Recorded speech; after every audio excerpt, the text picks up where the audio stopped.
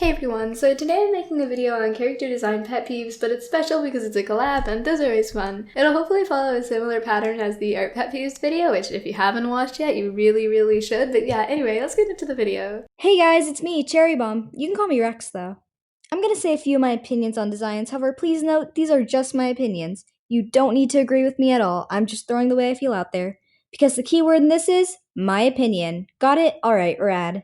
I already mentioned this in the past, but it really bothers me when a character is a giant hybrid compiled of a ton of different species. It's really confusing to look at, hard to draw, and it would be a much better character if you just stuck to 1 to 2 species or so. I personally think that hybrids with like 6 different species look super cool depending on the animals you use. Like, if you mix 6 different canines, that's boring and doesn't look cool in my opinion. But for example, if you mix a dog, dragon, elk, scorpion, and eagle, I think it could turn out really cool depending on the designer. Yeah, I'd agree there. I think a big key phrase is depending on the designer, though. Essentially, that applies to most of these points, but I've definitely seen some pretty cool hybrids in the past. This is probably one of my biggest design pet peeves, but I hate when people take basic ideas and call them closed species. If the species actually looks cool and is super original, I'm 100% down for that. However, if you take an animal, mix it with vibrant colors, and stuff it with candy and call it a closed species, that's just unoriginal and unfair to profit on. It's literally just a piñata, not an original creation. I especially hate it when people sell those piñata-like species for $100 just because it's part of a closed species and not an actual good design. Like, if it's a super pretty one, I'm all for making a profit, but selling a basic design with no pattern for hundreds of dollars just because it's part of a species annoys me, since it's really unoriginal. And I hate it when a species says something like, you can make a design similar to the species, but you can't use it like it's officially part of this species. That's stupid. Like, you didn't invent piñatas!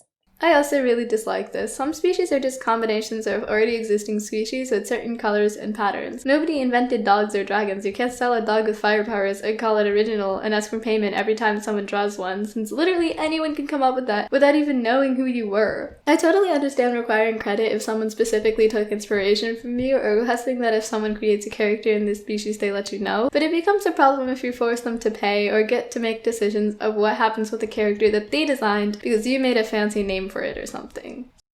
Definitely. If you want to make a really cool species that's original, I'm all for that. But if you're just gonna slap wings onto a dog and call it a flying dog, just don't! It's not original! You didn't invent a flying dog! So another thing that really annoys me are character reference sheets that are extremely strict or overcomplicated to the point where you have essentially no freedom when drawing them. I'm talking about those reference sheets that tell you what colors to shade with style to draw the eyes in, have 50 small things that you have to remember before drawing it, and essentially don't give you any freedom as an artist and limits you to exactly what the character designer wants you to draw. I don't really have issues with certain features being drawn in a specific way, since some features like eyes might be specific to that character. Take my Sona Cherry, for example. Her eyes change due to emotion and have a specific way to be drawn in, like you see them now. But when I get people who tell me how to shade their character, I get annoyed. Unless they have a specific lighting to that character, like if it's a ghost or something. Similar to that, I also hate when I get design commissions, and they're picky to the point where I have literally no design freedom. As payment for a character, one kid ordered a design where they told me where they wanted each accessory, pattern, and what pattern they wanted, and I had literally no design freedom. And the whole time I was thinking, why don't you just design it yourself? And guess what? After I finished the design, they told me they didn't want it and the trade was off until I talked them into trading the character since the design fit their liking and not mine. What annoyed me about this whole situation is I never would have designed a character that looked like this. And no one would have bought it either because it looked ugly. And guess what? It met their exact description. I totally agree. It's really annoying when people get super specific and give you no freedom to draw things yourself. If you want something drawn or designed so specifically that you know exactly what you want it to look like, you really should try drawing it or designing it on your own. Another big pet peeve of mine is when someone sells a basic design for tons of money. Look, it's one thing if it's a genuinely pretty design, but I've seen people sell designs that are just black cats with 2 stripes for $100 just because they're a popular designer. And it's not even a good design, people just want to flex that they own a design from that person. I'm all for people making money on actually pretty designs, however, anyone can design a black cat with 2 stripes, it's not original.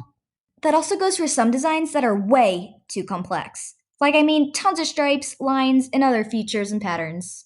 Most of the time they're really pretty, however, they're really hard for some artists to color. And when I'm asked to draw them for commissions or payment, I personally get really annoyed mentally because it's so hard to copy down that pattern. If the artist wants to draw the character, that's one thing, but as much as I love looking at pretty designs, it's not really fair to force someone to draw them. My rule on designs is if you can't draw it yourself, don't make someone else draw it, you know? I also hate super complex map designs. I hate animating them. It literally sucks. That bothers me as well. I get a lot of adopts and such in my feed, and sometimes they're extremely overpriced, and I understand raising your prices sometimes if you're getting more attention, but when it gets to the point that you're selling something well off its worth, you're technically just looking for inexperienced customers to scam, or people who essentially just like to brag about who designed the character. I personally really like complex characters, I think they're really fun to draw, but I don't like being required to draw one as payment for someone else, since I have other things to do, and I don't want to spend hours on payment for one person because their character is extremely detailed. Yeah, it's really fun drawing complex characters, however, I personally like drawing them more by choice and not requirement. Another pet peeve of mine is when a character has way too many accessories or add-ons. I really like putting accessories on my character because they're really fun to draw and it brings out the character's personality, but when it gets to the point where you have less patterns and actual designs than the accessories, the character becomes a pain to draw because there's so many things to remember, and if the owner of the character literally has trouble drawing their own character, there's clearly an issue there. To add on to that, complex accessories too. I had someone order me as payment to draw a complex lace bow with a bunch of different charms on their OC, and the reference of the bow was a real image of the bow since they didn't know how to draw it themselves. And I was like, excuse me? You expect me to know how to draw that? Now, of course, I didn't actually say that to their face, however, I did cancel the offer since I couldn't draw it. I really hate it when some people have complex accessories. A lot of them I can't draw, and it's really frustrating, especially if you can't draw it yourself. Like, it's one thing if I had a drawing to reference, but sending me an actual picture of an accessory is just like, come on, man. Sometimes I see accessories that cover like half the character that I've never drawn before, and it takes me more time to draw the accessory than the actual character. I hate it when people take a concept from an original character and completely reference it too far. If it's a demon, candy cat, dog made of water, or something that's not really referencing unless you take the specific design from that concept too far, it's not referencing, in my opinion. However, designs that look original and have a unique story to them shouldn't be copied, in my opinion. I think referencing characters is totally chill, as long as you don't reference them to the point where someone might look at your character and go, oh, that looks like someone's OC. Especially if that someone's OC is popular and a lot of people might notice it, you know? However, if you create a design that you think looks original and someone goes, oh, that looks like someone's OC, and it's completely unintentional, I don't consider that referencing. Sometimes I subconsciously remember ideas from other designers, and I can understand if extreme referencing was accidental, but I also kind of find it unoriginal, because if your character is very obviously referenced off of someone else's, you become a knockoff of them even when you're trying to make your own original content. Yep, definitely. It's sometimes hard to create an original concept, however, it's easy to create an original design. I also really dislike those characters with extremely confusing color palettes that burn your eyes. There's really no limit to how many colors your character can have, obviously, and sometimes a lot of colors are just part of the character's aesthetic, but when it's not intentional and these colors are terrible together, it's just kind of eyeball-scorchingly painful to look at. Rather than using a clear color palette, it's kind of obvious that the designer just threw together their favorite colors. Characters with unmatching colors make me cringe. Like, I've seen people mix dark blue, bright red, cyan, and jet black on designs, and I'm just like, oh no, buddy. Mentally, of course. Some Ice Strain and Sparkle Dog designs can be really cool, however, if you're gonna use neon colors, it has to be done right. Ice Strain designs can be really cool and show a lot of personality through the character. As long as the colors match, I think they're pretty cool.